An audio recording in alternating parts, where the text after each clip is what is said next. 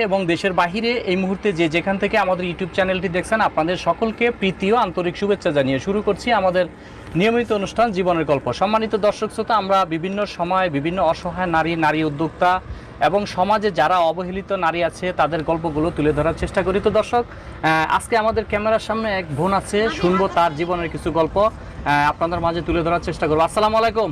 ওয়ালাইকুম আসসালাম। আপা কেমন আছেন? ভালো আছি আলহামদুলিল্লাহ। ভালো আছেন? কি নাম আপনার? তামান্না। তামান্না আপা। আচ্ছা, তামান্না আপা, পরিবারে কে কে আছে? পরিবারে মামা মামি আছে, ছোট একটা ভাই আছে। মামা মামি আর ছোট একটা ভাই। আচ্ছা, বাবা মার কি হয়েছে?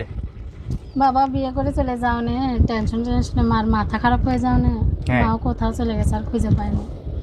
তাই? তো কত আপনার বয়স এখন কত চলে? 18। কি করেন আপনি? আমি যে লোকের বাসা বাড়িতে কাজ করি। কি বলেন, আপনি এত সুন্দর চেহারা নিয়ে বাসা বাড়িতে কাজ করেন? চেহারা সুন্দর থাকলে হবে, খাইতেও তো হবে। তো বাসা বাড়িতে কাজ করলে তো এত সুন্দর থাকার কথা না, হাতে পায়ে কালি লাগার কথা। আপনার তো দেশ চেহারাটার একদম সুন্দর পরিপাটি, হ্যাঁ, একদম সুন্দর ড্রেস, কারণ কি?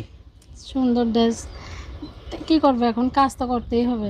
না ছেলেদের মন কাড়ার জন্য আইছেন কোনটা? না সেরকম না। আমার তো মনে হয় কিছু কোনো সন্দেহ হচ্ছে। আচ্ছা, তো কি কারণ আমাদের আজকে ক্যামেরার সামনে আসার বা আমাদের এই ভিডিওতে আসার কারণ কি বলেন তো? মনের মতো মানুষ পাওয়া। মনের মতো মানুষ পাওয়া। আচ্ছা, সেই দিকে আমরা যাব। তো তার আগে আপনার ব্যাকগ্রাউন্ড সম্পর্কে জানতে চাই। আপনার পরিবারে বলেছেন আপনার বাবা বিয়ে করেছে, মা পাগল হয়ে গিয়েছে। তো আসলে কত বছর বয়সে আপনার মা পাগল হয়েছে? যখন আমার জ্ঞান বুদ্ধি আছে, যখন আমার বাবা যখন বিয়ে করছে তখন আমরা অনেক ছোট ছিলাম। তারপরে মা কিছু বছর ধরে এরকম হয়েছে, চলে গেছে 2 বছর ধরে মা। তারপর মা আমার অনেক খোঁজ করছে, যখন আর পাই নাই তখন আমরা 2 ভাই বোন এই মামা মামির কাছে থাকি। তাই? তা আসলে কি কষ্ট করেছেন জীবনে বাবা মাকে হারানোর পর? বাবা মা হারানো কি কষ্ট, এটা তো যার নাই সেই জানে। অনেক কষ্ট। আচ্ছা, পড়ালেখা করেছেন? না। কেন পড়ালেখা করেননি কেন? পড়ালেখা করতে পারিনি তাই। আচ্ছা, সবার কপালে কি সবকিছু থাকে? পড়ালেখা আসলে অ্যাকচুয়ালি এখন তো সরকার বিভিন্নভাবে আসলে সুযোগ করে দিচ্ছে। এখন করে দিলে কেউ সেটা বললাম না, সবার কপালে কি সবকিছু থাকে, সে মানে আমার কপালেও নাই। হ্যাঁ, ভাগ্য বলতে একটা জিনিস আছে, এটা ঠিক আছে, কিন্তু চেষ্টাও আছে। এবং যদি আপনি নিজেকে সেভাবে তুলে ধরার চেষ্টা করেন বা সেভাবে নিজেকে আসলে কিভাবে আমাকে সাজাবো, এটা আসলে নিজেরও চেষ্টা থাকে। হ্যাঁ, তো আজকে আমাদের এই ভিডিওতে আসার মানে কি কারণ বা কেন আসলেন বা কি আমাদেরকে জানাতে চান? একটা মনের মানুষ চাই, এই কারণেই, যার সাথে সারাটা জীবন কাটাতে পারবে। একটা পাশে একটা মানুষ চাই, এই কারণেই প্রতিবেদনে আসে। বিয়ে শাদী হয়নি এখনো? না, এখনো হয়নি। কেন হলো না? তার জন্যই তো আসে। কোনো ছেলে কি ক্রাশ খায় নেই? না। কেউ পছন্দ করে না নাকি ঘর থেকে বের হন না? তো কাজ কাম করি তার জন্য। আর আমি চাই না বেদে ছেলেদের বিয়ে করার জন্য, কেন তারা একটা বাচ্চা কাচ্চা আচ্ছা, আর একটা বিয়ে করে। আচ্ছা আচ্ছা। তো কেমন ছেলে চাই, যে কি মানে সুন্দর হতে হবে, স্মার্ট হতে হবে, এমন কিছু? না না, স্মার্ট লাগবে না। কেমন চাই?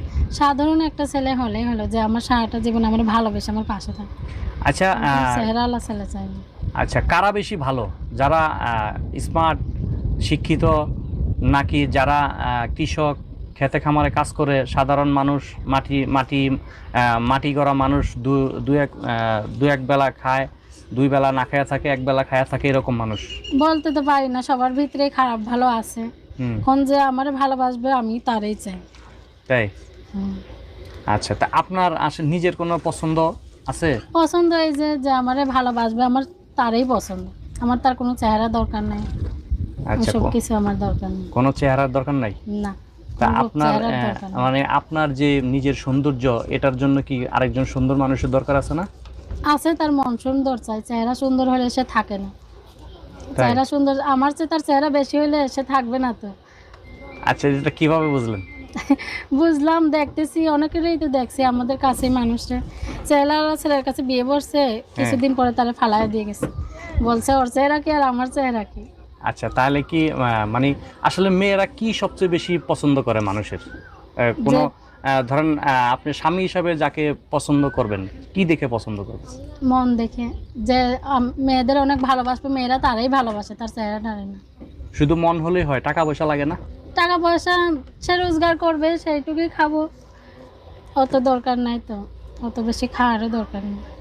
আচ্ছা, মানে এমনটা আছে না যে মেয়েরা সোনা গহনা তারপরে শাড়ি কাপড় এইগুলা লইয়া যে প্রতিনিয়ত অনেক সময় দেখি আমরা ঝগড়া বিবাদ করে, যারা না, সাধারণ কোনো পরিবার দরকার আছে এরকম হয়ে থাকে? হয়ে থাকে তো, যদি ভাগ্যে থাকে তো নিজেরা গড়ে নিতে পারলে গর্ব, আর না হলে নাই। তাই? হুম। আচ্ছা, তো ছেলের বয়স কেমন হতে হবে? ছেলের বয়স, আমার বয়স যেমন এই যে 18, ছেলের বয়স এর চেয়ে একটু বেশি হলে সমস্যা নেই। আচ্ছা, যদি 50-60 বছর হয়? আমি একটা এরকম মেয়ে, এত বয়সী ছেলেদের বিয়ে করতে পারবো। তাই? আচ্ছা, তো সর্বশেষ আমরা ভিডিওটি শেষ করব। আপনার কিছু বলার আছে আর? না, কিছু বলার নেই। আমাদের যারা দর্শক আছে, যারা এই ভিডিওটি এই মুহূর্তে দেখছে, তাদের উদ্দেশ্যে কিছু বলার আছে? না, কিছু বলার নেই। আর কিছু বলার নাই?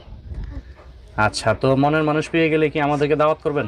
অবশ্যই। আমরা জানতে পারবো হুম। নাকি চুপি চুপি বিয়ে করে ফেলবেন? না, আপনাদের তো নাম্বার আছে। আচ্ছা, পালায় টালায় যাবেন না তো? না, পালাবো কেন? আচ্ছা, জানায় বিয়ে করবেন তাই তো? জানাই। আচ্ছা, সম্মানিত দর্শক শ্রোতা, আমরা এই বোনটির কথাগুলো আমরা তুলে ধরার চেষ্টা করেছি। আসলে আপনারা যেমনটা দেখেছেন যে আমরা বিভিন্ন সময় যেহেতু অসহায় নারীদেরকে নিয়ে কাজ করি, তো তারই একটি অংশ এই ভিডিওটি। তো এই বোনটি যেমনটা বলেছে, তিনি তার বাবা নেই, মা পাগল হয়ে গিয়েছে, তিনি এখনও বিয়ে করেননি। তো তিনি চান তার একজন জীবন সঙ্গী। আসলে আমরা ভিডিওর নাম্বারটি দিয়ে দিয়েছি, তিনি মুখে বলেছেন, আপনারা চাইলে তার সাথে যোগাযোগ করতে পারেন। তো দর্শক, বরাবরের মতো আপনাদের শুভকামনায় আজ বিদায় নিচ্ছি। আবার আমরা হাজির হব অন্য কোনো সময়, অন্য কোনো ভিডিও নিয়ে। সে পর্যন্ত আপনাদেরকে অসংখ্য ধন্যবাদ আমাদের পাশে থাকার জন্য। আল্লাহ হাফেজ। আপনাদের সুস্থতা কামনা করছি। আল্লাহ হাফেজ।